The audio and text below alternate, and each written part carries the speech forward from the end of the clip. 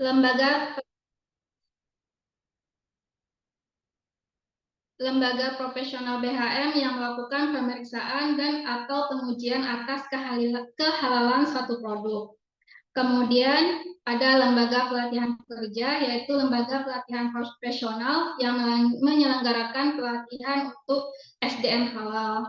Serta yang terakhir yaitu Institut Bersama Halal Madani, yaitu akan menjadi pusat kajian atau penelitian mengenai industri halal dan ekonomi syariah serta edukasi.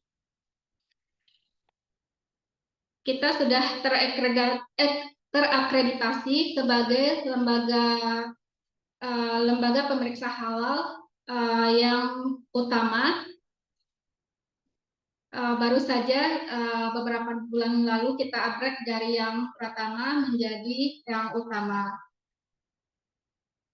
Kita telah capaian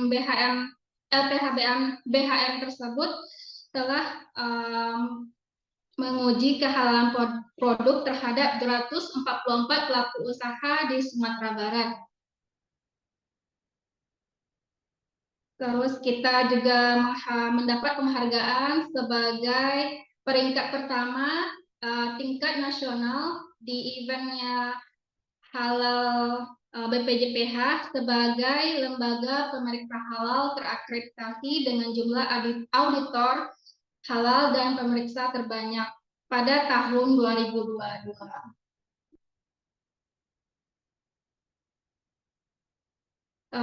Mungkin itu secara umum tentang perusahaan kami, tentang lembaga bersama Halal Madani.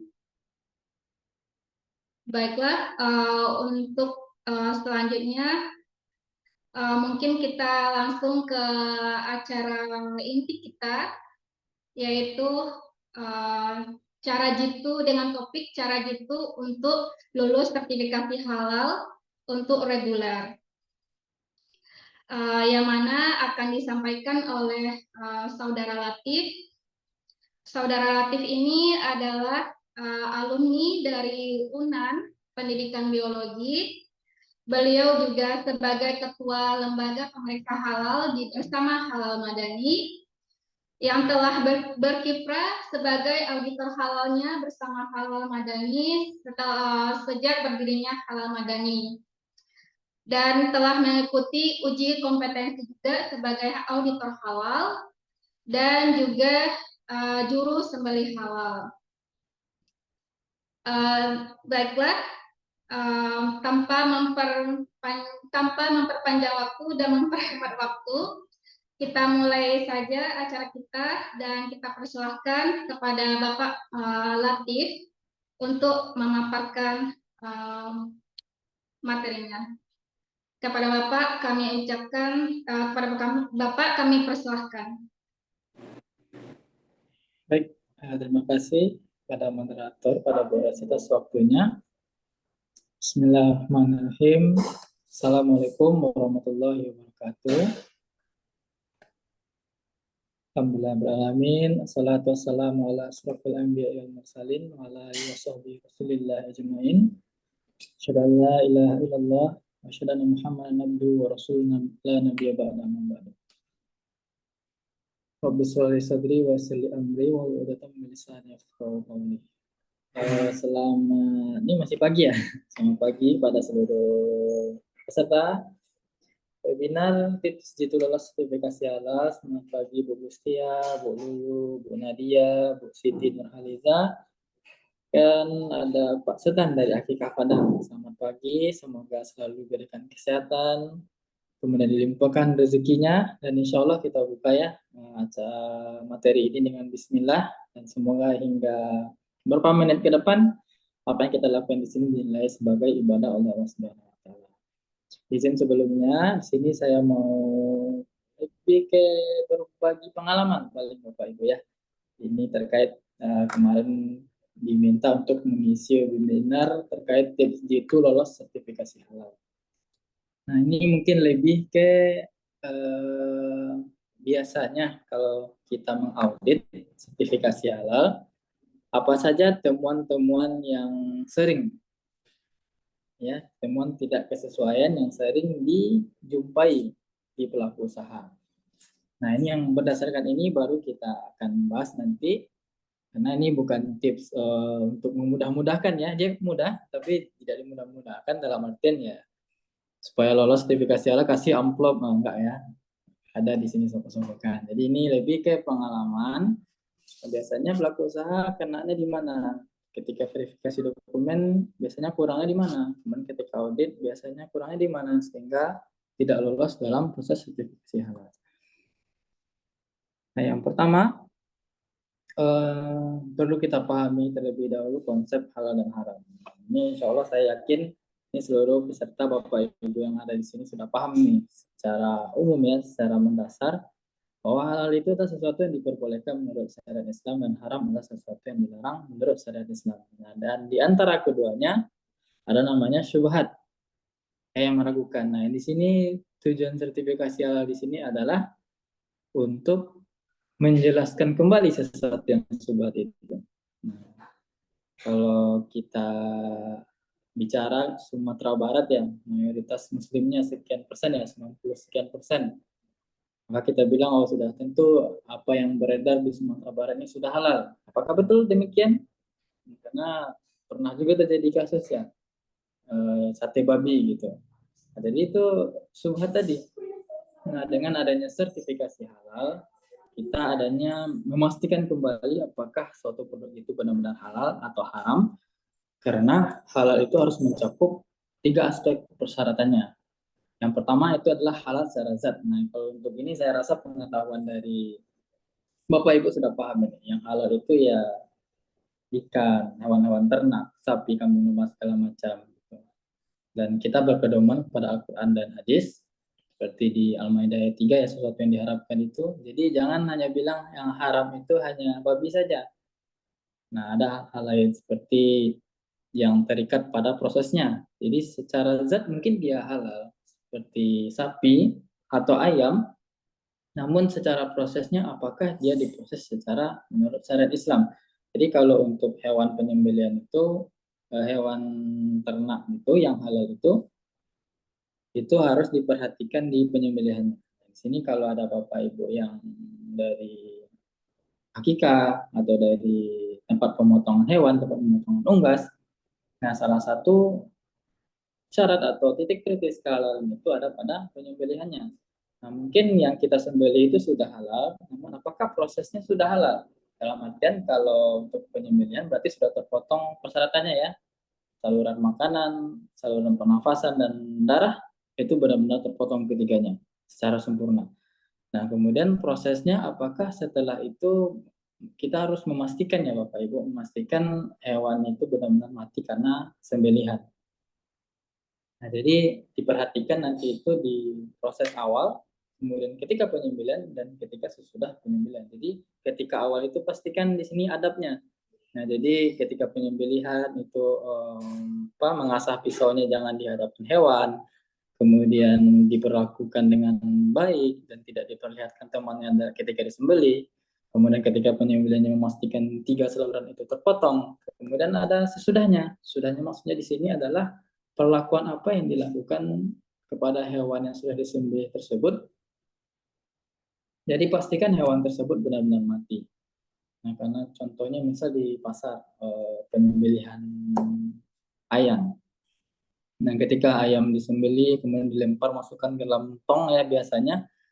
Nah, kalau tong tersebut diisi dengan banyak sementara hewan tersebut belum pasti mati, maka kembali lagi hewan tersebut matinya karena terhimpit, tercekik, sesak nafas tadi tuh. Jadi dia tidak lagi mati karena sembelihan, sehingga hewan tersebut jatuhnya ke bangkai. Nah, itu tadi. Kita bisa mungkin mengatakan bahwa yang berada di sini halal, tapi baru secara zatnya. Tapi secara prosesnya, kalau tadi ibaratkannya ayam tadi itu diproses ketika setelah penyembelihan itu dia dihimpit, kemudian mati karena sesak napas tadi, maka dia sudah terkena bangkai. Begitu juga misalnya ayamnya langsung dicabut bulu, dimasukkan atau direndam ke dalam air panas, padahal dia belum benar-benar mati sempurna. Itu karena tenggelam juga jadinya. Nah, kemudian apalagi terkait proses misalnya kerupuk Nah, misalnya ada kerupuk singkong. Kalau kita cermati tentu singkong udah jelas halal ya dari bahan alami gitu. Nah, kemudian ternyata dalam prosesnya ada penjemuran misalnya. Nah, jemuran ini pastikan dia terhindar dari jangkauan hewan liar. Contohnya ada, mohon maaf, anjing misalnya. Nah, kita tahu itu kalau terkena jangkauan itu sudah masuk najis ya. Nah, itu sehingga mempengaruhi status kehalalannya. Kemudian misal martabak gitu. Kuasnya ada, kita pakai kuas untuk produk bakery, kita pakai kuas yang dari bulu babi misalnya. Atau mungkin pelaku usahanya tidak tahu ini dari bulu apa. Nah, itu tujuannya sertifikasi halal tadi untuk memastikan bahwa yang digunakan baik itu bahannya ataupun fasilitas yang digunakan itu benar-benar sudah halal, bebas dari najis ataupun bahan haram lain. Nah, kemudian yang ketiga adalah halal cara mendapatkannya. Ini terkait hak milik ya. Misal kalau ada pelaku usaha berproduksi, pastikan tempatnya itu sesuai izin gitu. Misal kalau menyewa ada sewanya, atau misalnya dia berjualan di sekolah, mau sertifikasi halal, pastikan ada izin dari sekolahnya. Jadi sertifikasi halalnya bisa lancar. Karena kalau tidak ada izin, sertifikasi halalnya juga mandek. Gitu. Nah, tidak mungkin halalnya keluar kalau ternyata mereka buka usahanya secara ilegal. Nah, setelah kita paham halal haram itu, baru masuk ke sertifikasi halal. Jadi sertifikasi halal adalah kepastian hukum berupa pengakuan kehalalan suatu produk yang ditetapkan oleh negara melalui badan khusus. Jadi ini ada istilah kependekan ya atau singkatan yang perlu Bapak Ibu pahami juga. Jadi BPJPH itu adalah Badan Penyelenggara Jaminan Produk Halal. Jadi ini badannya di bawah Kementerian Agama. Nah, jadi halal sekarang itu sudah diamanahkan ke pemerintah. Nah, melalui BPJPH ini. Jadi Bapak Ibu nanti kalau daftar halalnya kemana? Ya, ke BPJPH ini. Ada situsnya ptsp.halal.go.id. Nah, kalau tanya di situ nanti kita daftarnya bikin akun sama lah kalau Bapak Ibu punya Instagram, Facebook, hampir mirip cara untuk mendaftar akunnya gitu ya, sebelum masuk. Jadi kalau udah login nanti kita tinggal isi data-data pelaku usaha. Kemudian melalui berdasarkan hasil audit oleh LPH atau lembaga pemeriksa halal. Jadi yang akan turun ke lapangan, ke rumah atau tempat produksi Bapak Ibu nanti itu adalah auditor halal yang ditunjukkan oleh LPH ini, Lembaga Pemeriksa Halal. Mereka yang akan melihat nanti produksinya apakah sudah benar atau belum. Kemudian baru mereka sidangkan ke MUI. Jadi berdasarkan fatwa terus dikeluarkan oleh Majelis Ulama Indonesia. Jadi kalau orang tanya apakah ini halalnya halal Kemenak atau halalnya MUI, jadi sekarang untuk halal Indonesia ya sudah satu. Mendaftarnya melalui Kementerian Agama ya melalui BPJPH ini, tapi di dalam rangkaian tersebut MUI tetap sebagai yang berwenang menetapkan kehalalan. Jadi ada ketetapan halalnya. Kalau ini lolos kata MUI lolos, terbit oleh BPJPH-nya. Kalau tidak kata MUI juga tidak gitu. Jadi tetap di tiga ini ya, tiga lembaga inilah yang berperan dalam proses sertifikasi halal. Nah, ini ada dua hal yang dijamin ya, dalam artian untuk sertifikasi halal itu mereka fokus di bagian spiritual safety concern dan quality and health concern. Jadi ketika kita mengurus halal, itu kita sudah memenuhi persyaratan secara agama kita, secara religius kita bagi umat muslim untuk memastikan apa yang kita produksi adalah halal. Kemudian yang kedua, tidak kalah penting adalah pemenuhan persyaratan mutu, keamanan dan kesehatan dalam konsumsi serta penggunaan produknya bagi pelaku industri secara umum. Higien sanitasi, nah itu dia. Jadi dalam sertifikasi halal kita sudah memenuhi dua hal, yaitu halal dan thayyib. Bagaimana juga di Al-Quran ya. Nah ini salah satunya. Dalam surah Al-Baqarah 168, Bismillahirrahmanirrahim. Ya ayuhan nasu kulu mimma fil ardi halalan thayyiban wa la tattabi'u khutuwatis syaitan innahu lakum aduwwun mubin. Wahai manusia, makanlah sebagian makanan di bumi yang halal lagi baik dan janganlah mengikuti langkah-langkah setan, sembunyinya ia bagimu merupakan musuh yang nyata. Kita perlu fokuskan di sini yang pertama seruannya. Di sini lihat, Allah berseru kepada ya ayuhan nas, seluruh manusia. Kulu mimma, makanlah apa-apa saja yang fil ardi di bumi, halal dan thayyibah, yang halal lagi baik. Jadi Allah suruh itu makan-makan yang halal dan thayyib, ya. Ini tidak dipisah nih halal dan baiknya, thayyibnya, kesehatannya tadi, izin sanitasinya kepada seluruh manusia. Nah, kemudian di ayat 172, 4 ayat sesudah itu, ya ayyuhalladzina amanu, wahai orang-orang yang beriman, kulu min thayyibati ma razaqnakum, makanlah apa-apa saja yang baik, ma razaqnakum, apa yang telah kami rezekikan atau telah kami anugerahkan kepadamu. Waskurulillahi, yang bersyukur kepada Allah, in kuntum iyyahu ta'budun, jika kamu benar-benar hanya menyembah kepadanya. Terlihat ya, yang satu ketika di 168 Allah suruh pada manusia memakan halal dan lagi baik. Ketika di ayat 172 Allah tag di sini ya, orang-orang yang beriman nih, makanlah yang baik. Yang 10 ya, kilo ya. Ya, jadi di ayat 172 ini orang-orang yang beriman sudah jelas, mereka sudah tahu itu yang halal dan haram. Sehingga yang perlu diingatkan apalagi thayyibnya. Jadi langsung perlu min thayyibat. Kalau di manusia tadi halal dan thayyib. Ketika orang-orang yang beriman sudah dipercayakan oleh Allah Subhanahu wa taala, orang beriman sudah tahu nih halal haram itu yang mana. Tinggal thayyibnya lagi. Jadi ketika kita produksi, pastikan thayyibnya kita jaga. Kebersihannya kita jaga, dari aspek kesehatan juga kita jaga, jangan gunakan bahan-bahan yang berbahaya untuk makanan. Jadi dua hal ini ya. Jadi kalau tipsnya itu biar lulus ya ini tadi, semua bahan yang kita gunakan halal ya, secara zat, secara proses, secara mendapatkannya, dan kemudian yang kedua adalah kebersihan juga. Nah, kemudian kalau ditanya apa aja syarat daftar sertifikasi halal, nah ini dia. Ada 7. Jadi ketika kita sudah bikin akun di si halal namanya ya, ptsp.halal.go.id, kita bikin akun di situ, kita isi data-data kita, data pelaku usaha yang seperti biasa ya, nama pimpinannya siapa, ownernya, nomor teleponnya berapa, emailnya berapa, nama produknya apa saja gitu. Kemudian yang kita upload ada surat permohonan, formulir pendaftaran, aspek legal, dokumen penyedia halal, daftar nama dan produk, proses pengelolaan produk yang manual, sistem jaminan pendaftaran. Kita akan coba bahas temuan yang biasanya terjadi. Nah, di surat permohonan, Bapak Ibu, tolong pastikan semua data itu sudah terisi dan ditandatangani. Contohnya di ini ya, kalau di surat permohonannya mayoritas normalnya tidak pernah ada yang salah di sini. Karena isinya sederhana saja, yaitu cuma bikin di situ nama kita, pekerjaan, jabatannya apa, nomor KTP-nya apa, alamatnya apa, nomor kontaknya berapa. Kemudian nanti di paling bawah tanda tangani dan distempel. Jadi normalnya di tahap verifikasi ini orang lolos. Tapi jangan mentang-mentang ini biasanya lolos di ini ya disepelekan, pastikan aja semuanya terisi. Itu untuk surat permohonannya. Nah, kalau untuk formulir pendaftaran bersama dengan surat permohonan, di situ ada nanti data-data lengkap dari pelaku usaha penanggung jawabnya. Jadi juga diisikan nama, nomor KTP, nomor telepon, email, kemudian di situ juga dimasukkan alamat, dan yang biasanya terkendala pelaku usaha yang terlupa diisikan nama daftar produknya di sini.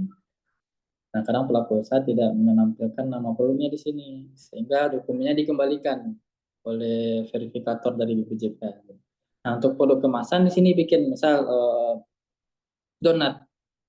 Nah, kalau untuk ini yang juga sering terkendala itu pastikan semua variannya itu yang ditulis gitu. Jangan secara umum. Misal nama produknya donat, udah selesai gitu aja. Padahal donat itu ada macam-macam ya Pak Ibu ya, ada donat strawberry, donat coklat segala macam, atau donat isi.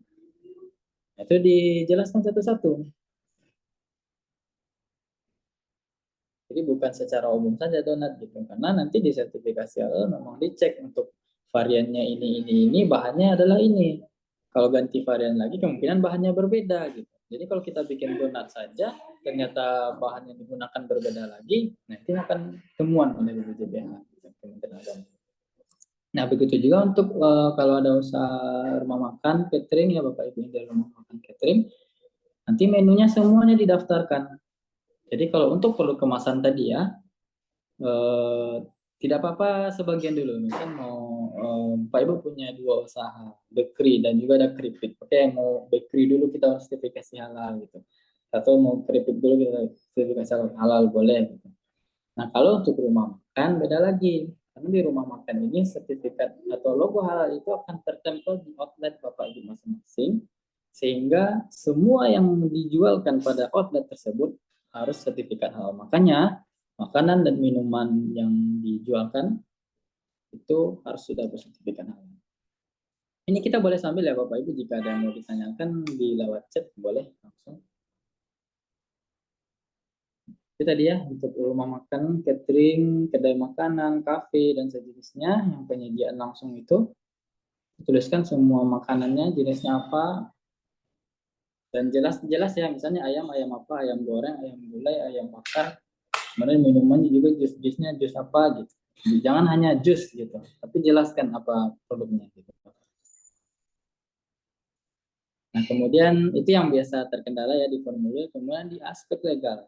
Aspek legal ini pastikan bahwa NIB Bapak Ibu adalah yang berbasis risiko, bukan yang versi yang lama. Jadi berbasis risiko ini Agustus 2021 kemarin itu. Harusnya kalau Bapak Ibu mengurus sesudah itu sudah berbasis risiko dan diupload beserta lampirannya. Nah, contohnya seperti ini. Nah, di situ kan tertulis perizinan berusaha berbasis risiko. Ini sudah benar. Nah, nanti boleh Bapak Ibu cek lagi NIB-nya apakah sudah tertulis di situ berbasis risiko. Kalau sudah, itu sudah benar. Ini upload di sistem Sihalal tadi. Jadi uploadnya itu ini awalnya, kemudian lampirannya. Jangan lupa lampirannya juga diupload. Nah, ini lampirannya. Jadi di lampiran itu terdapat KBLI-nya, klasifikasi baku lapangan usaha Indonesia. Nah, misal KBLI-nya rumah makan gitu. Jadi jangan lembaran awal saja yang diupload, pastikan dua lembarannya terupload. Nah, ini juga sering pelaku usaha yang hanya yang di awalnya jadi upload, sehingga dokumennya dikembalikan oleh verifikatornya. Nah, pastikan lagi dalam satu PDF dua-duanya sudah terupload.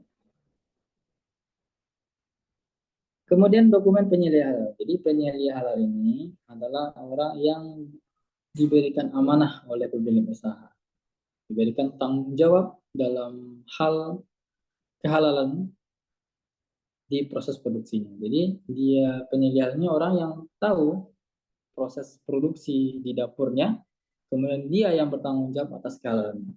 Jadi kalau ada yang salah, ada yang kurang, penyedia halal ini yang akan tegur. Jadi penyedia halal ini ibarat apa ya? Auditor halal internal. Jadi penyedia halal ini adalah auditor halal internalnya Bapak-Bapak Ibu. Nah, kalau untuk usaha mikro kecil, itu penyedia halal bisa dari pelaku usahanya sendiri. Atau nanti misalnya bapak di pemilik usaha, kemudian mau istrinya sebagai penyedia halal boleh atau sebaliknya. Gitu. Nah, tapi kalau untuk tempat pemotongan unggas hewan ataupun akikah, ternyata di BPJPH regulasinya sekarang itu harus berbeda penyedia halal dan juru sembelih halal. Nah, penyedia halalnya adalah orang yang memonitor ya, mengawasi. Jadi yang mengawasi produksi nanti. Jadi yang membenarkan pekerjaan juru sembelih halalnya itu penyedia. Tapi kalau untuk rumah produk kemasan Bapak Ibu lainnya itu boleh ditunjuk aja nanti. Atau siapa nanti karyawannya yang kira-kira paham lah sertifikasi halal, yang menyiapkan dokumen nanti juga penyedia halal. Nah, yang sering dikembalikan dokumen itu ketika yang diupload ini salah satunya. Jadi dia harus satu PDF, KTP, CV, dan SK, termasuk sertifikat pelatihan. Nah, terkadang kalau terlupa KTP-nya saja yang diupload atau CV-nya aja yang diupload. Nah, jadi ini harus semuanya. Jadi KTP, CV, SK, atau sertifikat pelatihan dalam satu PDF upload. Nah, kalau dia upload ke ini, komponen ini, insya Allah lolos untuk dokumen penilaian. Nah, berikutnya daftar bahan dan produk.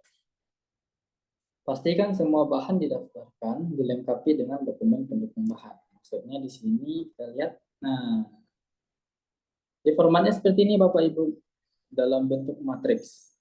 Jadi di nama bahan itu tuliskan semua bahan apa saja. Dan di nama produk, tuliskan di situ produknya apa saja. Jadi tinggal di checklist. Misal di nama bahan nomor 1 bawang putih. Nah, produknya ayam bakar. Ayam bakar pakai bawang putih, pakai checklist. Itu misal geser ke kanan, ayam goreng pakai bawang putih, pakai checklist. Itu kan semuanya ya yang perlu diingatkan di sini. Nama produk yang tertulis di sini dipastikan sama dengan yang di formulir. Misal di formulir yang didaftarkan 10 produk. Di Aduh, sini produk tulisnya halal juga banyak banget. produk. Banyak peraturan ya. Iya. Apa-apa harus ada sertifikat halalnya. Dan yang mau tata pos lah, gopat, itu gopat. Balik nanti Ibu. Hmm. Bu Media. Di mute Majulah dulu. kita benar kembali tapos lah. Ayah, alamat kata. Oke, Oh, jadi nama bahan. yang penting nggak inisiatif itu mau penuh bebas, Bu Pak. Media boleh di mute dulu, Bu. Atau ada yang mau ditanya? Maksudnya itu harga Nah, untuk daftar nama bahan, di sini tuliskan semua nama bahannya ya, misal garam, tepung misalnya, dan bikin ininya, mereknya. Misal tepung terigu dalam kurung segitiga biru. Kemudian jenis bahannya diisikan apakah dia bahan baku atau bahan tambahan. Jadi bahan baku ini bahan yang kalau dia nggak ada nggak jadi produknya. Kalau tambahannya cuma ya misal tulisannya garam. Kemudian produksinya dari mana? Misal segitiga biru berarti Bogasari gitu. Negara Indonesia suppliernya ini tepat di mana Bapak Ibu belinya di toko mana. Nah, kemudian ada lembaga penerbit sertifikat halal yang sekarang berarti BPJPH ya. Masukkan nomornya di situ, masa berlaku ini ganti saja ke tanggal terbit. Nah, karena untuk sekarang berdasarkan Undang-Undang tahun 2023 ya, pengganti cipta kerja itu sertifikat halal berlaku terus atau berlaku selamanya selagi tidak ada perubahan komposisi bahan. Nah, kalau dulu 4 tahun, sebelumnya lagi 2 tahun, sekarang nggak ada legal lagi. Selagi tidak ada perubahan komposisi bahan, jadi daftarkan saja semua bahan Bapak Ibu, semua daftarkan produknya. Nah, untuk dokumen pendukung ini adalah apakah dia positif list atau sertifikat halal. Nah, ini dia maksudnya. Jadi bahan positif list itu adalah bahan yang digunakan adalah bahan yang masih alami. Jadi misalnya bawang putih, bawang merah, telur, atau buah-buahan yang tidak ada proses lanjutannya, nah itu tergolong kepada positive list. Jadi isikan di bagian dokumen pendukung itu tulis positive list.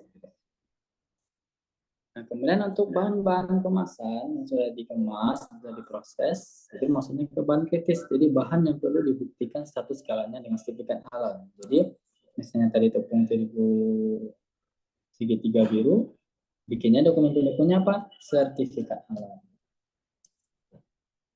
Nah, gimana caranya supaya lolos sertifikasi halal? Tipsnya bagaimana? Pastikan semua bahan Bapak Ibu pasti halal. Dalam artian, untuk yang bahan-bahan alami positive list dan bahan-bahan yang kemasan semuanya berlogo halal. Nanti misalnya ada pewarna Bapak Ibu ternyata belum ada logo halal. Nah, diganti. Itu tuh kalau temuan nanti auditor halal turun, jadi catatan. Oh, ternyata pewarna Ibu belum sertifikat halal, belum ada logo halalnya. Gitu. Nah, silakan diganti. Jadi sebelum auditor halal datang, kita sudah lengkap itu berkas apanya. Semua bahannya itu sudah ada logo halalnya. Gitu. Termasuk nanti yang ada kemasan-kemasan curah, misalnya Bapak Ibu beli gulanya 1/4 atau setengah kilo, karena kalau 1 karung kebanyakan. Nanti harus ditelusuri, nanti tempat Ibu beli ke tokonya, nanti minta fotokan itunya, sumber karung besarnya itu, nanti kan ada mereknya, apakah sertifikat halal atau belum. Kalau belum silakan beralih. Kemudian proses pengolahan produk. Jadi dibuatkan diagram alir cara pembuatan masing-masing produk. Misalnya nanti mau bikin ayam bakar berarti bagaimana cara pembuatannya? Yang pertama siapkan ayam, kemudian dicuci gitu, kemudian dipotong, kemudian tambahkan ini sampai disajikan. Itu juga untuk kemasan, misal roti, masukkan tepung terigu, masukkan ini. Cukup untuk cara pembuatannya, tidak perlu bikin apa formulasinya ya, sekian kilogram atau sekian gram ditambahkan, nggak usah. Yang penting caranya itu dibikinkan untuk masing-masing produknya.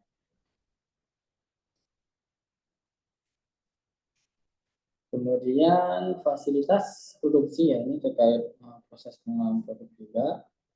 Jadi pastikan area tempat kita produksi itu bersih dan bebas dari najis, kemudian memiliki izin edar. Nah, jadi izin edar ini yang memenuhi aspek tohib itu di izin edar ini. Jadi ada PIRT misalnya kalau untuk kemasan. Kemudian ada sertifikat layak izin sanitasi atau layak sehat. Nah, ini untuk jasa boga atau penyediaan makanan minuman dengan pengolahan seperti rumah makan, seperti kafe, restoran. Nah, itu maksudnya ke SLHS. PIRT dan SLHS ini urusnya di Dinas Kesehatan. Kemudian ada NKV atau nomor kontrol veteriner. Nah, ini untuk hewan-hewan ya, hewan sembelihan. Untuk tempat pemotongan hewan, tempat pemotongan unggas, RPH, RPU, itu ngurus NKV-nya di Dinas Peternakan. Atau kalau di kota kabupaten kota masing-masing nama Dinas Pertanian ya. Jadi peternakan itu ada bidang di bawah Dinas Pertanian. Jadi Dinas Pertanian atau Peternakan nanti ngurus NKV-nya. Kemudian ada MDML, ini untuk BPOM. Ini untuk produk pangan ini ya, yang wajib SNI, atau untuk produk-produk yang dalam maupun yang luar itu ngurusnya BPOM MDML. Masuk kayak AMDK ya, air minum dalam kemasan itu wajib BPOM. Jadi bukan kayak izin PIRT lagi kelasnya, karena itu kritis. Jadi pastikan ini dilengkapi ya Bapak Ibu sebelum daftar, sebelum diaudit. Nah, kita pastikan semuanya sudah bersih dan berlanjut. Nah ini ya, jangan sampai ketika hanya diaudit saja semua area sudah dibersihkan. Karena nanti kan bisa dijadwalkan sama auditor halnya, Bu, kita auditnya tanggal sekian, jam sekian. Nah langsung tuh kita beres-beres. Setelah itu nggak lagi, gitu. Enggak ya. Ini berlanjut terus-menerus. Dan memastikan ini itu penyelia hal tadi. Penyelia hal itu tanggung jawab cukup besar. Tapi dia yang menentukan di sini. Kemudian untuk manual sistem jaminan produk halal juga harus dipastikan lengkap. Nah, di sini manual ini berisi ini. Ya. Jadi manual ini selain kita tuliskan, pastikan kita terapkan. Ya, jangan hanya tersisa di lembar kertas saja. Yang pertama ada komitmen dan tanggung jawab. Jadi di komitmen tanggung jawab ini ada 3 hal penting. Yang pertama adalah kebijakan halal. Yang kedua adalah penetapan penyelia halal. Yang ketiga adalah pelatihan atau pelatihan internal dan eksternal. Jadi komitmen dari pelaku usaha ini dituliskan. Jadi kalau misalnya ditanyakan oleh auditor apakah Bapak Ibu sudah semua bahannya sudah halal, apakah prosesnya sudah bebas dari najis atau haram sesuai syariat? Iya kata Bapak Ibu. Buktinya mana? Nah itu tertulis dalam kebijakan halal. Itu komitmen dan tanggung jawab. Nah, seperti ini dia. Kebijakan halal, usaha ini.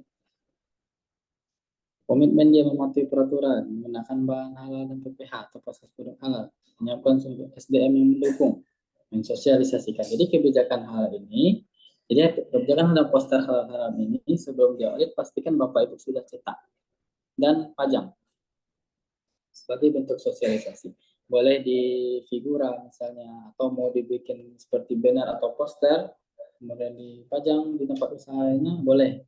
Yang penting ini ada. Jadi ketika auditor halal turun, apakah ada komitmen tertulis dari pelaku usaha? Sudah Pak. Buktinya mana? Ini Pak, sudah kita pajang.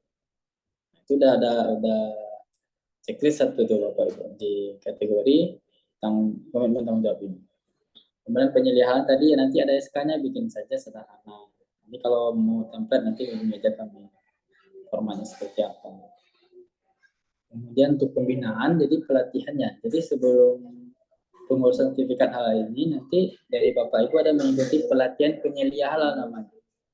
Nah itu sebagai pelatihan eksternalnya. Kemudian yang penyelia halal yang ikut pelatihan ini akan memberikan pelatihan juga di masing-masing tempat usahanya sebagai internal saja. Nanti materinya si penyelia halal ini. Nah, pastikan itu terdokumentasi ya. Ingat, untuk sertifikasi halal ini pentingnya adalah dokumentasi harus ada. Jadi ada daftar hadir, ada fotonya ketika memberikan pelatihan internal. Jadi auditor itu turun itu aja, Bapak Ibu ini udah pernah, sudah buktinya mana. Jadi gitu. Termasuk di bahan, bahan yang digunakan sudah halal. Nanti dia cek itu daftar bahan yang Ibu isi tadi, nanti dicek sama auditor halal, kemudian dicek juga di lapangan. Ternyata ada tuh, oh bahan ini nggak ada. Oh ya, lupa belum beli atau sudah habis gitu. Nah, jadi pastikan ketika audit itu bahan-bahan ini sudah tersedia semuanya. Kalau ada yang kita pindahkan, misal garam atau gula di kemasan ini kita pindahkan ke kemasan wadah lain supaya dia aman tidak digerungi semut misalnya. Nah, simpan dulu kemasannya. Nah, jadi auditor halal tahu ini gulanya gula apa, gula kupat, buktinya apa, ini masih ada kemasannya. Begitu juga dengan produk pastikan ada persyaratan ya untuk sertifikasi halal, ada persyaratan nama, bentuk, dan rasa dari produk. Kalau untuk nama, pastikan nama-nama produk Bapak Ibu tidak ada nama-nama yang menyeleneh. Tidak ada lagi nih yang saya temukan Bapak Ibu di sini yang produksi mie setan, mie narako, mie pocong segala macam, tapi menggunakan nama-nama yang baik. Itu juga bentuk dan rasanya.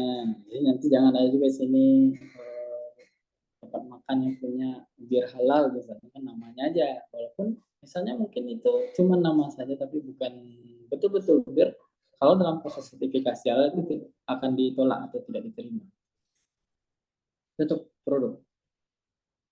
Dan nanti minta verifikasi ya kepada auditor halal turun nanti untuk di sertifikat halalnya tampilnya apa nama produknya, penulisannya seperti apa, atau mau brandnya atau nama usaha atau nama perusahaannya serah nanti komunikasikan saja. Nah, kalau untuk PPH proses produk halal ini tadi yang penting tidak boleh ada kontaminasi dengan najis atau bahan-bahan haram lainnya. Ingat ya, segala yang najis adalah haram, segala yang haram belum tentu najis. Najis itu ada 3 kategori, nanti kita bahas. Nah, pastikan itu bersih dan terhindar. Jangan nanti bisa berkeliaran misal tempat produksi depan belakang dengan kamar mandi. Tidak ada sekat pemisahnya. Sehingga orang dari kamar mandi lewat ke tempat produksi, sekian percikan dan segala macam bisa masuk ke tempat mandi. Jangan sampai. Mudah-mudahan saya rasa semua sudah paham itu. Dan terkait ketertelusuran bahannya juga. Jadi kalau ada bahan-bahan yang curah atau kemasan-kemasan yang tidak ada mereknya, pastikan sumbernya itu adalah sudah dari sertifikasi halal. Kemudian ada pemantauan dan evaluasi. Pemantauan dan evaluasi ini terkait audit internal namanya.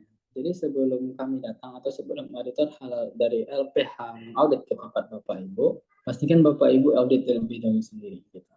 Penilaian halalnya ini. Nah, nanti dicek kebijakan halal tadi sudah ditetapkan, sudah ditempel, sudah tertangan, sudah. Bahannya sudah halal semua, sudah. Produknya sudah aman sesuai kriteria. PPH-nya untuk ini sudah fasilitasnya bebas dari babi, bebas dari anjing atau yang najis lainnya. Nah, itu kerja penilaian. Kalau ada temuan ternyata ada yang belum, lengkapi dulu. Baru kita laksanakan sertifikasi. Supaya tidak ada temuan. Jadi paling temuan-temuan ringan gitu. Kalau temuan-temuan ringan, Bapak Ibu masih bisa lanjut. Tapi kalau sudah minor, itu gagal. Akhirnya ditolak sertifikasi. Nah, ini contohnya tadi ya yang kebijakan halal dan poster, nanti silakan dicetak dan dipajang di tempat usaha Bapak Ibu masing-masing. Kemudian ini ya, jika ada catatan segera perbaiki. Nah, itu tadi ya. Yang pertama tadi itu kita pahami sertifikasi halal itu gimana caranya, lengkapi semua dokumen persyaratannya. Simpelnya ya, ini simpelnya semua bahan sudah sertifikat halal gitu, kecuali yang positif test. Kemudian jika ada catatan segera perbaiki. Jadi ini yang cukup sering ya, ketika misalnya tim audit turun, kemudian ada temuan misalnya ada bahan yang kurang. karena stoknya habis misalnya. Oke, nanti ibu nanti fotokan ya bahan yang sudah dibeli. Oke, siapa? Besok saya kirimkan fotonya. Besok tuh memang besok. Nanti kalau misalnya oh ya lagi sibuk ini sehingga berlarut sekian bulan 2 bulan atau nanti jangan sampai 1 tahun juga baru terbukti halal gitu. Karena si auditor halal atau si LPH ini baru bisa mengajukan sidang fatwa kalau catatan auditnya sudah diperbaiki. Nah, jadi kalau ada perbaikan, itu misalnya auditor bilang 3 hari ya Bu, nah, jangan maksimalkan di hari ketiga baru dipenuhi semua. Langsung itu. Atau kapan perlu selesai auditor halalnya pulang ya kembali, nah langsung apa saja tadi yang kurang, perbaiki, kirim. Jadi lebih cepat. Nah, dengan kita melengkapi itu, kemungkinan lolos dari sidang fatwa tinggi. Namun, misalnya ada suatu saat di sidang fatwa ada yang masih diragukan oleh komisi fatwanya. Nah, diminta untuk diperbaiki. Sama dengan catatan audit tadi, segera perbaiki juga catatan sidang fatwanya. Jadi langsung itu ketetapan halalnya bisa ditandatangani langsung kalau udah lengkap. Gitu. Dengan yang tadi ya, dengan ibu-ibu udah paham prosedur seperti apa, dengan semua dokumen tadi dilengkapi, dengan semua bukti-bukti terdokumentasi, termasuk ini ya catatan pembelian, penjualan, kwitansi belanja, simpan aja dulu. Karena ini akan dipastikan juga oleh auditor halal betul enggak ini yang dibeli. Terutama yang daging ya, misalnya ada penggunaan dagingnya sekian 2 kilo dibeli misalnya. Kemudian hasilnya nanti sekian. Misalnya kalau ada stok misalnya 2 kilo dipakai 1 kilo. Kemudian di stok di freezer 1 kilo lagi. Kemudian dicek auditor halal, di catatan stoknya ternyata 2 kilo juga. Berarti kan 2 kilo dibeli, 1 kilo dipakai, kok tetap 2 kilo yang ada stoknya. Berarti kan diragukan 1 kilo lagi itu daging apa. Nah yang seperti ini silakan diantisipasi terlebih dahulu. Kemudian salah satu yang sering ya di catatan audit, temuan di audit ini adalah penggunaan kerat telur itu yang warna coklat, itu tidak boleh ada di area produksi. Jadi itu ya sudah ada terkena najis juga dari kotoran ayamnya ya. Kemudian juga kalau basah itu media pertumbuhan bakterinya tinggi yang kertas itu. Jadi gunakan wadah lain, boleh yang seperti itu yang ada dari plastik atau dari karah gitu, boleh dipakai atau wadah tempat telur yang lain yang bersih. Kemudian juga penggunaan ember hitam, jangan menggunakan ember hitam untuk pangan. Jadi misal kita bikin adonan bakwan gitu, tapi bikinnya di ember berwarna hitam, ini juga tidak boleh.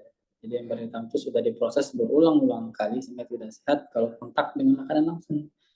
Dan kita juga tidak susah mengidentifikasi ember ini bersih atau tidak karena dia warnanya hitam.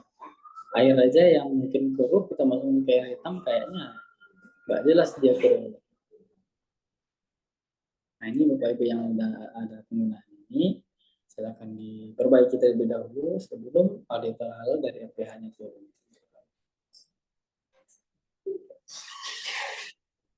Nah, kemudian konsisten jaga komitmen, ini pasca ya.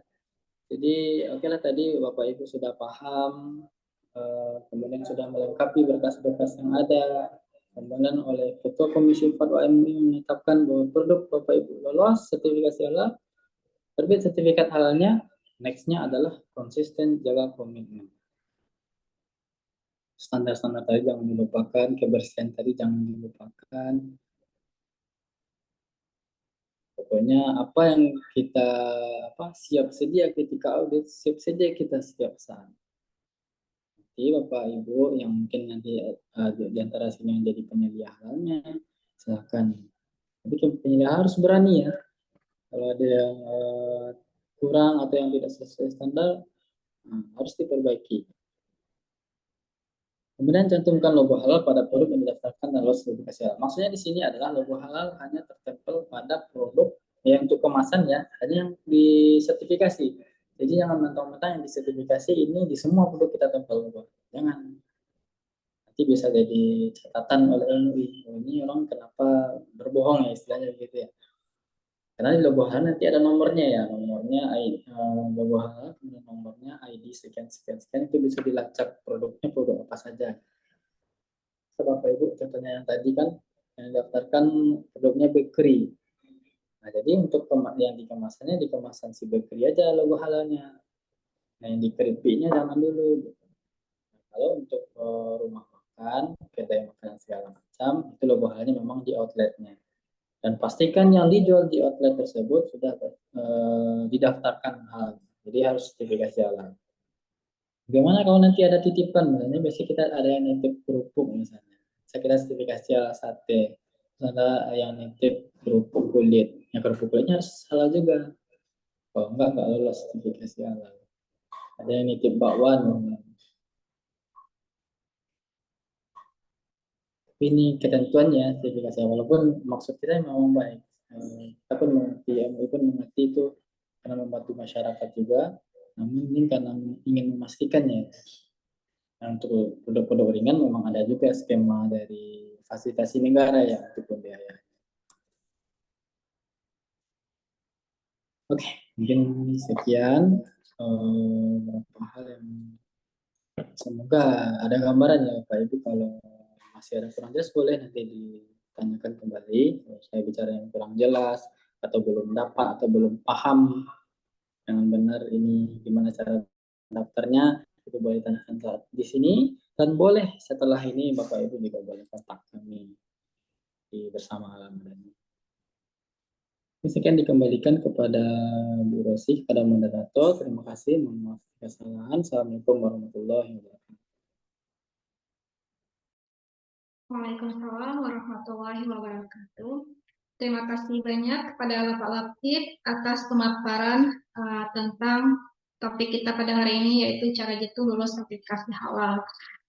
Mungkin Bapak-bapak, Ibu-ibu di sini ada yang masih diragukan, yang masih dipertanyakan nih tentang usahanya. Kan di sini pasti beda-beda ya. Jadi bisa untuk ditanyakan. Di sini kita ada Bu Lulu, Bu Nadia, Pak Nurkolis Majid, Pak Sultan, Pak Yupi, ada Pak Busman juga, Kepala UPTD RPH. Silahkan kalau ada yang mau dipertanyakan, silahkan open mic ya.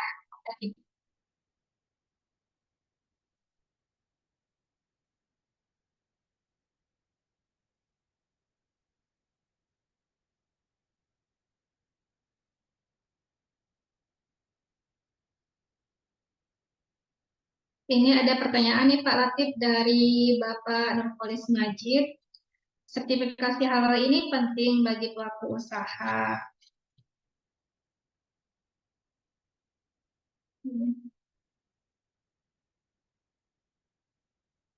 Pertanyaannya, sertifikasi halal ini penting bagi pelaku usaha karena menjamin bahwa produk, ini bukan pertanyaannya. Oke. Pak Nurkolis Majid di kolom komentar mengatakan sertifikasi halal ini penting bagi pelaku usaha karena menjamin bahwa produk yang ditawarkan sesuai dengan standar halal yang ditetapkan oleh otoritas terkait. Hal ini meningkatkan kepercayaan konsumen, terutama di pasar dengan mayoritas Muslim, dan membuka peluang akses ke pasar global, terutama di negara yang mayoritas Muslim. Selain itu, sertifikasi ini dapat menjadi nilai tambah kompetitif dan membantu mematuhi regulasi di berbagai negara yang mewajibkan sertifikasi halal. Wah, terima kasih nih Pak Nurkolis atas tambahan informasinya.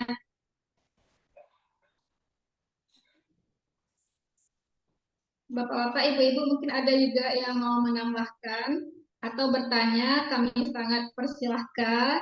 Buat yang mau open mic silahkan, mau ditulis di kolom komentar juga silahkan.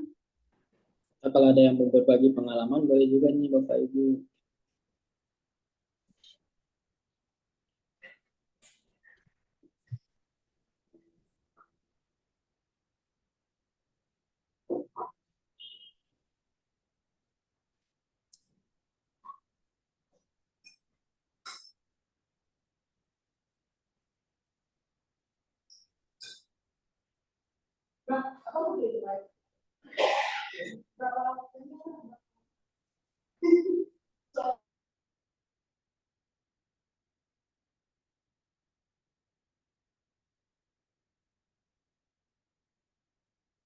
Silakan Bapak-bapak, Ibu-ibu yang mau bertanya. Kami sangat mengalur-ngalurkan atau kami tunjuk nih yang mau bertanya. Silakan. Yang mungkin sedang ini proses sertifikasi halal, mungkin ada yang mau dipertanyakan. Ini ada pertanyaan juga dari Pak Nurkolis Majid. Berapa lama proses yang diperlukan untuk mengurus sertifikasi halal? Mungkin Pak Latif bisa jawab langsung. Ya, apa tadi Pak? Oh, Pak Nurkolis Majid, berapa lama proses yang diperlukan dimasukkan? Normalnya ya Bapak Ibu, dari pendaftaran sampai terbit sertifikat halal, sesuai perundang-undangan itu ada 21 hari. Nah, 21 hari. Jadi dari pendaftaran, kemudian audit, kalau untuk kita ya sebagai LPH itu 15 hari kerja. Dan bisa bertambah, itu ada beberapa hal. Yang pertama, misal dokumen Bapak Ibu kurang. Kemudian yang kedua, jika ketika catatan audit tidak dipenuhi, lama Bapak Ibu memenuhi lama pula sertifikat halalnya. Kemudian nanti ada juga di sidang fatwa, nanti ada antriannya juga Bapak Ibu. Jadi kalau di Sumbar itu maksimal minimalnya ya minimal ada 10 pelaku usaha baru kita bisa sidangkan. Nah itu yang mempengaruhi waktu ya. Tapi untuk waktu normalnya sebetulnya itu 21 hari. Tapi itu di luar nanti karena audit ini tidak sidak. Jadi ini kesepakatan nih. Nanti dari auditor halal dengan Bapak Ibu mau auditnya tanggal segini Bapak Ibu ada atau tidak. Nah auditnya harus saat produksi ya Bapak Ibu ya. Nah itu yang akan dilihat. Jadi bisa Bapak Ibu hari ini nggak produksinya mungkin 1 minggu lagi. Nah, itu juga akan mempengaruhi waktu sertifikasi. Tapi kalau dari untuk pemeriksaan ya, karena ini kan ada 3 lembaga tadi, ada BPJP, ada MUI, ada LPH. Tapi untuk dari LPH itu 15 hari. Ada plus 10 hari jika masih ada kekurangan. Begitu. Untuk Pak Nurkolis Majid. Kalau ini langsung aja Bu Rosi, dia ada pertanyaan dari Pak Sultan nih.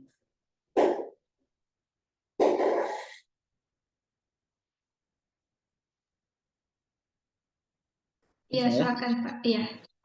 Assalamualaikum, waalaikumsalam. Apa izin KP masuk dalam perjanjian sertifikasi halal? Barusan dinas pertanian datang ke tempat kami AFK Padang menyampaikan. Iya, untuk izin edar, jadi kalau untuk verifikasi dokumennya, Pak Sultan, ketika verifikasi dokumen oleh BJPH, izin edar itu tidak diwajibkan.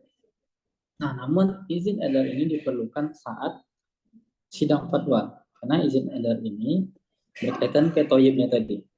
Nah, izin edar itu ada berapa macam tadi? Ada PIRT untuk produk kemasan, ada sertifikat layak izin sanitasi untuk rumah makan, catering, dan sejenisnya. Ada NKV, nomor kontrol veteriner, ini khusus untuk yang berhubungan dengan hewan, penyembelihan hewan.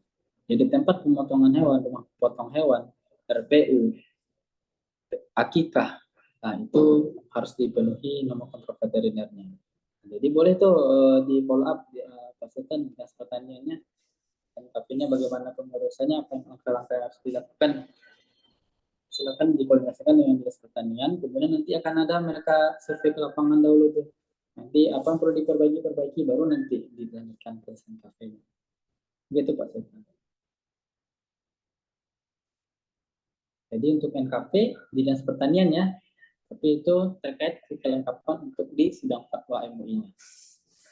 Jadi baru terpenuhi itu sertifikat halal toyibnya lengkap.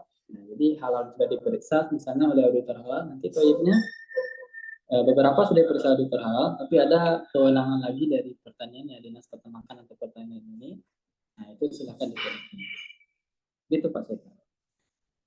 Kalau ada yang kurang boleh nanti di. Yo. Untuk masa berlaku sebenarnya berapa lama ya Pak? Kalau yang sekarang Bu Nadia berlaku selamanya. Ya berlaku terus selagi tidak ada perubahan komposisi bahan dan ya. Jadi kalau selagi bahannya masih itu yang digunakan, kemudian tambah itu masih berlaku terus. Jadi untuk 4 tahun itu udah nggak boleh. Masya Allah tambah panjang fokus ini. Boleh sambil ini boleh izin sambil ini Pak Sultan. Jadi sembari kita pengundang sidang, untuk dapur harus terstandar hotel. Oh jadi untuk NKP, jadi dari informasi Dinas Pertanian dan Peternakan, mereka sudah membuat skala apa ya RPHSK itu. Jadi skala kecil itu mereka bikin standar-standar yang tidak untuk besar. Jadi standar-standar yang hanya minim yang harus dipenuhi, nah itu yang nanti dilakukan NKP-nya. Jadi bukan dalam skala RPH yang besar. Nah ini yang coba kemarin kan kita maksudnya ini ya, padahal cateringnya bukan jasa penyembelihannya. Jadi bisa mungkin kita sembarikan untuk rumahan ya. Jadi untuk NKP ini sambil berjalan karena standar NKP untuk rumahan kecil itu tidak akan disamakan dengan rumah potong hewan atau hotel yang standar besar. Tapi mereka lihat bagian-bagian yang penting ya, prinsip dalam prinsip tidak harus terpenuhi, itu saja yang mereka pakai. Itu dari Dinas Peternakan dan Kesehatan Hewan Sumatera Barat kemarin gitu. Yang awal-awal terbit itu standar untuk tempat pemotongan unggas kecil. Nah, sekarang yang tempat pemotongan hewan juga sudah mereka susun katanya. Itu pasti kan bisa sambil kita proses nanti NKP-nya. Karena yang kita coba ajukan kemarin catering.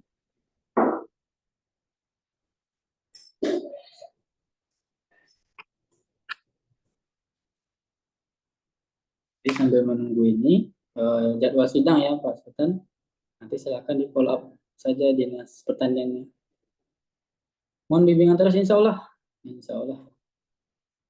Semangat, kita harus tetap terus semangat ya. Kita doakan juga ini berjalan lancar, sertifikasinya terbit sebagaimana mestinya, terpenuhi semua standar, dan mudah dalam tanda kutip ya, tidak dimudah-mudahkan sesuai dengan standar. Insya Allah ini dalam hal ibadah kita juga tentunya.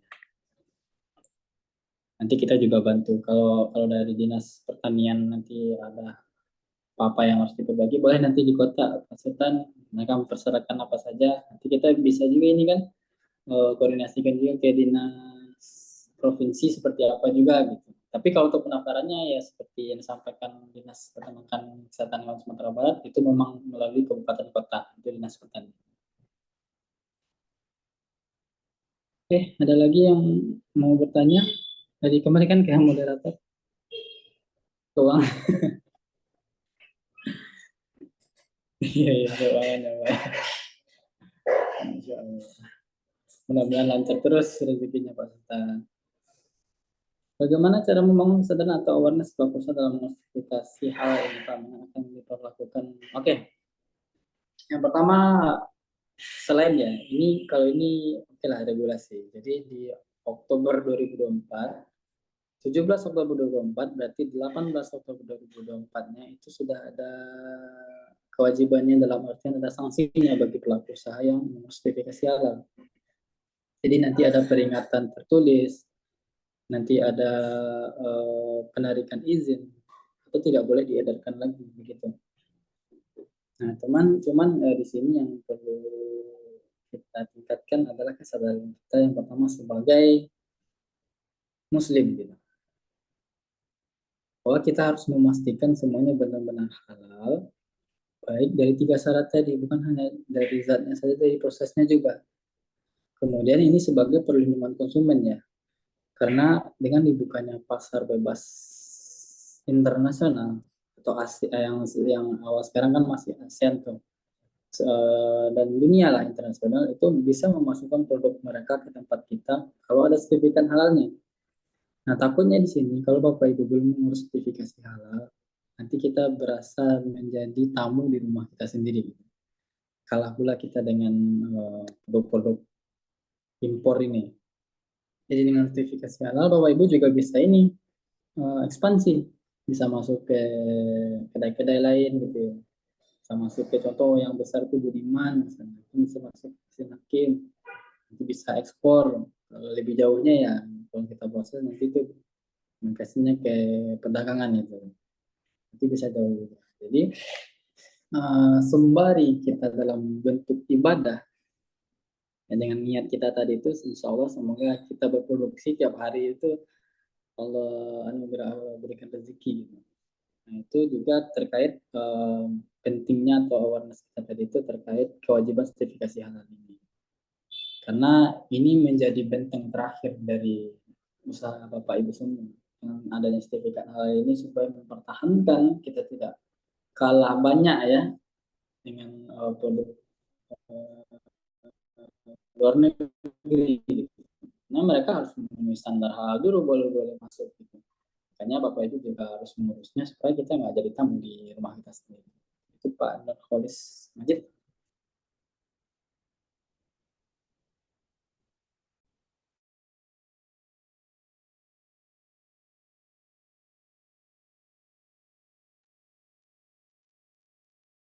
Mungkin ada pertanyaan dari bapak-bapak, ibu-ibu lainnya, kami bisa persilahkan.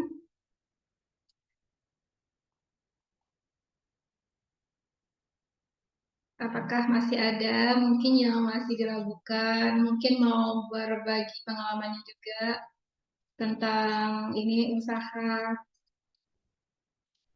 usahanya, terus bagaimana tentang sertifikasi halalnya.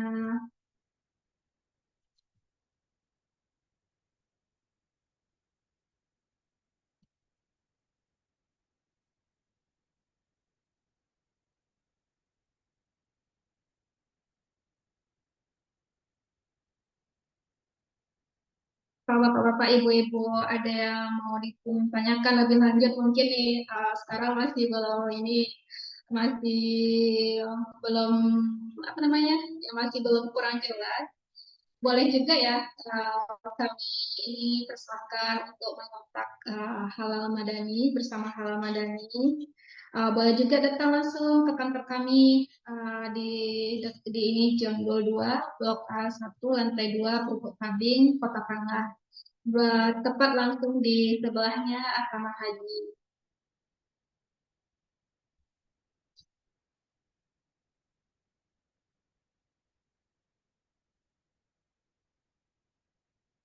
Terus kami juga akan mengadakan ini juga pelatihan penyalian halal. Mungkin bapak-bapak, ibu-ibu yang proses usahanya belum ada nih penyeliah halalnya, karena kan setiap usaha yang mau didaftarkan di sertifikasi halal syaratnya harus ada satu penyeliah halal di tempat usaha tersebut.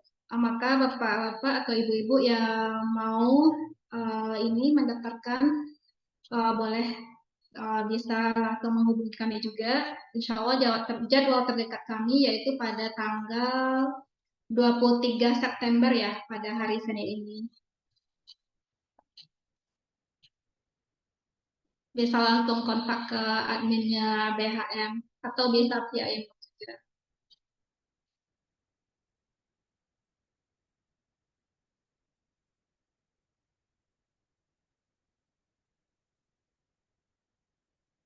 Baiklah, karena tidak ada lagi pertanyaan dari Bapak dan Ibu, kami akan tutup acara kami sampai di sini. Terima kasih banyak kepada pembicara kita pada hari ini, kepada Pak Latif. Oh, masih ada satu pertanyaan lagi ternyata. Oke, baik. Apakah akan dibantu dari awal hingga nanti sertifikatnya terbit, Pak? Ini ada pertanyaan lagi nih, Pak Latif, dari Pak Nurholis Majid.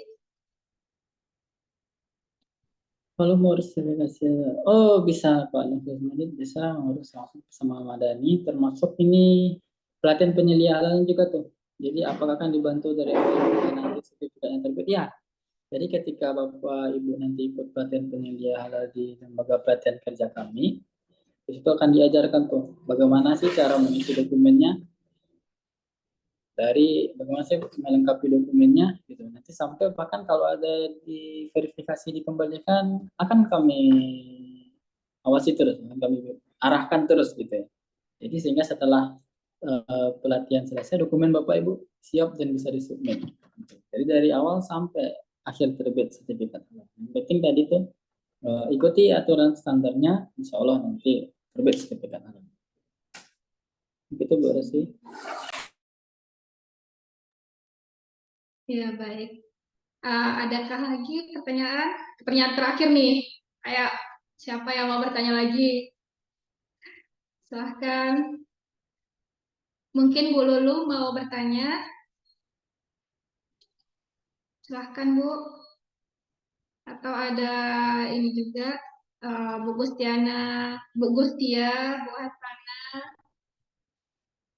Silahkan.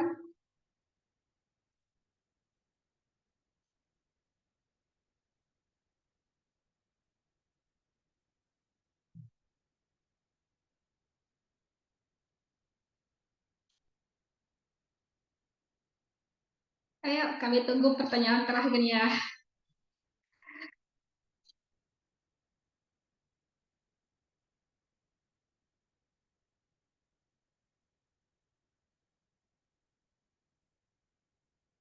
Oke, ini ada pertanyaan dari Bu Hasana. Pelatihan penyeliah halal berapa hari ya, Bu? Oke. Mungkin bisa langsung dijawab sama Pak Latif. Kalau untuk pelatihan penyeliah halal untuk UMK ya skala usaha mikro kecil biasanya itu 1,5 hari saja. Nah, tapi kalau nanti untuk reguler ya kalau ada Bapak Ibu yang usahanya menengah besar itu 3 hari, 2,5 hari. Tapi kalau untuk UMK mikro kecil itu 1,5 hari saja.